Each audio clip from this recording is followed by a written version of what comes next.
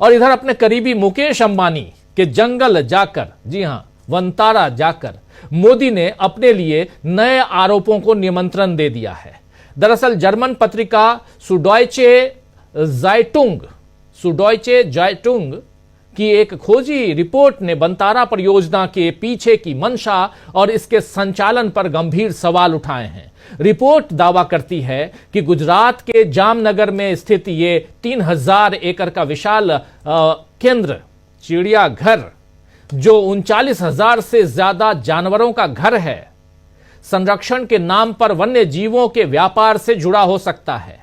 इस रिपोर्ट में दक्षिण अफ्रीका के वन्य जीव संरक्षण संगठन wild life animal protection forum of south Africa WAPFSA के हवाले से कहा गया है कि वहां से बड़ी संख्या में जानवरों का निर्यात भारत के इस निजी चिड़ियाघर में हुआ है, जिसकी जांच की मांग की जा रही है। हालांकि वनतारा के अधिकारियों ने, यानी अंबानी साहब की जो कंपनी है वनतारा, उसके अधिकारियों ने इन आरोपों को खारिज करते हुए कहा है कि वनतारा पूरी तरह से संरक्षण के लिए समर्पित है। सभी आयात वैधानिक रूप से CITES यानी कन्वेंशन ऑन इंटरनेशनल ट्रेड इन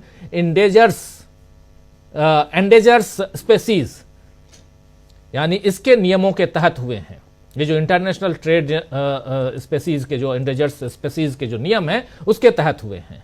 अंबानी की तरफ से तो दोस्तों जवाब आ गया है, लेकिन सरकार की तरफ से, भारत सरकार की तरफ से भी जवाब आना बाकी है, क्योंकि रिपोर्ट में सीधे तौर पर लिखा है कि इस परियोजना को मोदी का समर्थन है। आपको बता दूं कि जंगली जानवरों का अवैध व्यापार एक ग्लोबल समस्या है।